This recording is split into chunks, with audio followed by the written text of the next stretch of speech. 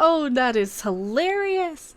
Star Trek Discovery Season 3 will be more optimistic, according to Jonathan Frakes. Well, if two characters smile in the entire thing, and not Spock, of course, doing that little, hey, he smiled in the cage, so he smiles now. See, look what he's doing. He's smiling. Not that. If two characters smile in this, it will be more optimistic. That was one of the biggest problems with Star Trek Discovery in the first place, was that it's not optimistic. It was this bleak, dismal look at humanity and their interactions with each other, and they were the most horrible people in this series. And it wasn't because of the mirror universe. If everybody on that ship had been from the mirror universe, it would have explained a lot. You know, the way they were just shoved through out of the way with their little, oh, he's just a Kelpian comments. And that's the Prime, quote-unquote Kelvin Prime or whatever, Discovery Prime. I think I'm calling it Discovery Prime, as opposed to Discovery's mirrored universe, or mirror world, I guess, is how they call it. Those are the main universe characters, the main Discovery universe characters being that crappy to each other. You had a security officer go in and want to rip a claw off of an animal that's probably sentient, that they could probably communicate with, that we know would attack her because she's from the main universe. And they even had an opportunity to bring that character back, or to explain her away as, oh yeah, well, she did stupid things because she was from the mirror universe. No, they didn't. Then we saw the mirror universe of her. It's like every time they do something. Yeah, I'm gonna quote nitpicking nerd. I can't even speak tonight. They never miss an opportunity to miss an opportunity. And I'll add to that, they never miss an opportunity to do the wrong thing, to make the wrong choice in their storytelling. Season 2 ended with the Discovery needing to go into the future, right? Because they needed to go to the future so that the evil AI control wouldn't take over everything and wouldn't, destroy everything, right? Problem is, they destroyed control. They destroyed the computer before they went to the future. It's like, we need to go to the future to save us from control, the robot AI thingy that we already defeated. Which was why we needed to go to the future in the first place, was to defeat him there. Like, they have decisions where instead of beaming an admiral out of a room where there's going to be an explosive, they just let her die. Hey, we could site-to-site transporter. No, they don't think of that. Even though they site transport every other opportunity they can for plot convenience. Even though it really wasn't a thing in this era. That's another problem with this. There are so many things that aren't things in this era, and they think, oh, well, it's all fixed now because now we're in the future. Yeah, but you still brought all that technology from the past that you shouldn't have had. And a spoiler, we already know this, Michael Burnham's going to be the captain in season 3. Because nobody else could, right? She got her rank back of commander. They don't have no captain. They don't have Pike anymore. He's off on the Enterprise. They don't have Spock anymore. He's off on the Enterprise, as he should be. So they've got flung into the... And that's the other thing. Oh, we're going to fix canon. We're going to fix everything. Instead of using in-canon, in-universe reasons that they could look like that. You could have this is a different discovery from an alternate dimension when this thing didn't happen wrong. And then they end up back in time and have to fix that one thing. And everything's poof. Now it looks like TOS. Now they're in the right uniforms. So there's like a subtle blip, a glitch in the universe, and we just saw an alternate dimension version. You could have the Q come in and say, see, this is an alternate possibility. You could have all of these things. This could be a holodeck simulation. My theory is like, oh, this is a Telluride play that they're performing in a holodeck based on the most unlikable characters ever, because they don't really think highly of humans, right? And I guess if you're watching a Star Trek video, you know all of these things, and you probably agree with me if you're on my channel, because I am not a fan of Star Trek Discovery. It killed my love of Star Trek, and I'm insulted that Discovery is on the coin from this year. From Star Trek Las Vegas. How well can you see that? There you go. Property of the USS Discovery. Star Trek Las Vegas 2019.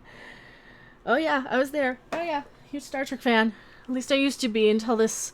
But no, at least they're admitting that it was crap. Or that it was not optimistic. At least they're admitting that. And that seemed to be the consensus. But yes, Star Trek fans can expect a return to a traditional Star Trek optimism since they completely disregarded it. And you know what? I don't believe them. They said the same thing in between seasons 1 and 2. Oh, no, it's going to be better. It's going to be more optimistic. You know what I heard at Star Trek Las Vegas since I went there? We're still not going to see any of the bridge crew doing any more than they do. So all these crew members that we've renamed, Lisa Left Eye, Mrs. T, LeBron, Not Sulu, and Nebula, because they don't have names, right? Or they do and they just say them for 1 second, like Arium. Or a Kayla Detmer, who has the thing over her eye, right? We have names for these characters, but we don't get to see any of that. And they did their best to answer the questions there, but the consensus at Star Trek Las Vegas was, we need to know what these bridge crew do. We need to know their jobs. We need to know why they do their jobs. We need to know what makes them tick, why they're in Starfleet. We don't care. It's all about Michael Burnham. Again, because that's all we see is Michael Burnham. During a pan at Fan Expo, a fan asked Frakes about the somewhat darker tone of modern Star Trek compared to the older shows in Gene Roddenberry's original vision, born out of the culture of the 1960s. Frakes says Discovery will be embracing that old-school optimism as it jumps to the future for its 3rd season. But here's where this article gets interesting, because he basically backpedals. Just watch. I can tell you this much about season 3 of Discovery. It is, in fact, much more optimistic. They've gotten themselves out of the mirror universe, and after Gene died, some of the writers decided that Deep Space Nine should maybe take a different tone, which I think did to certain degrees of success. That's because the writing was good. And they had intelligent writing, and they based it on science and psychology and sociology and how humans might interact with other species or how humans interact with each other. And they used that as a blueprint, not this high school level of writing. Like, I had a fight with you and I didn't talk to you for 30 years, Spock, because you're my brother, because we disagreed on something stupid. Like, I don't even remember what it was, but that was a legit thing in the story, why they didn't speak. Because it was something really, really stupid. They fought when they were like 9 years old. The optimism that Gene infused in all of his shows and in all of us may not be as obvious as it once was, but is certainly the driving force of his vision in the franchise. And Alex Kurtzman and all the people who run our shows are very conscious that canon is important to all of you and all of us. All right, so right here he basically says, you aren't smart enough to see how subtly optimistic our dark vision of Star Trek was. Right? That's pretty much what he's saying. It's not as obvious as it once was. So he's basically saying, no, it's still there. He's kind of talking around it because he still wants a job. And, I understand that. He needs to work in Hollywood, I suppose. JJ's movies, I thought, were very uplifting and wonderfully told stories. There needs to be conflict to make drama. So I'm here to share that Discovery is certainly taking a more optimistic, traditional Star Trek approach next season. But you just said that they had optimism right here. It just wasn't as obvious as it once was. It's in all of his shows, right? It's in all of his shows. The optimism Gene infused in all of his shows and in all of us may not be as obvious as it once was. Yes, but it's certainly the driving force of the vision and the franchise and Alex Kurtzman and the people who run our shows, right? So he's... I'm really trying to dissect what he's trying to say underneath all this. And of course they say, yes, we want canon to be important. No, they don't. If they really cared about canon, they would have paid attention to it in the first place. So that we already know is crap. And they think that flinging everybody into the future is going to fix that. Not only that, they go on and talk about Michelle Paradise. And Michelle Paradise is the new showrunner who wrote that last episode of Star Trek Discovery from season 2, where she decided to throw everybody into the future. The other solution to canon that they had, before I let you guys go here, is that they never speak. Spock, number 1, everybody on the Enterprise, Captain Pike, never speak of Michael Burnham or the Discovery ever again, despite the fact that she started a war, that she was the only mutineer in Starfleet history, right? But, oh no, there's never been a mutineer in Starfleet. Certainly not my sister, says Spock, right? I'm adding the certainly not my sister part. The Battle of the Binary Stars in the first episode of Discovery, they lost the Europa, most of the crew of the Europa. What about their family members? What about that crew's family? What about that crew's friends? What about every other crew and their friends and family who remember which crews died in this war that Michael Burnham started with the Klingons over a stupid little misunderstanding? She got scared and stabbed a Klingon, as you do when you're the bestest ever. And they just showcase her as a massive screw-up, too. That's another problem I have with this character. She's such a massive screw-up, but yet we're told how wonderful she is. No, she's a massive screw-up. She's not doing things right. But in the time that she's not doing anything right, she's also not letting anybody else do anything right on the ship. She's the only person doing it. She's a trained test pilot. She's a xenoanthropologist. She's a xenobiologist. She's a Vulcan security chief. She knows Vulcan martial arts. She's trained in weapons. She's trained in everything under the sun because she's a Mary Sue. She's worse than Rey, if you know anything about Star Wars. I do not have a lot of hope for this season, right?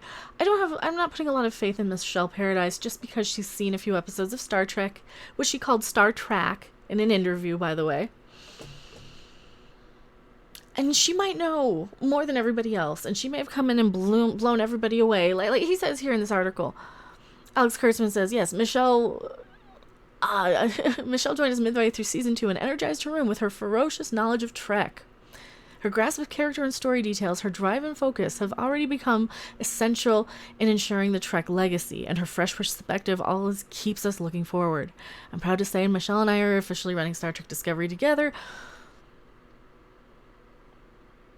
She threw the crew 930 years into the future. And that's her solution to the canon problems. When we had all these in-universe ways of fixing it within canon. Like, you could have made this, and you could have left it at that, and you could have had your Discovery fans satisfied, all 7 of them. You could have had them satisfied because they would have had 2 seasons. And then we would have been satisfied because, well, see, there's a canonical reason for this. It's all an illusion. It's all a trick of the Q. But no, that's who you have running Star Trek. I am Mecha Random 42, your favorite YouTube harpy. Like, subscribe, share, click the bell. I will see you guys on the next video, live stream. This is a load of crock of bullshit, load of bullshit, crock of bullshit. It's a crock. And I'll see you guys later. Bye. Thanks for watching. If you liked it, make sure to hit that like button. And if you want to see more, don't forget to subscribe. See you in the next video. Bye.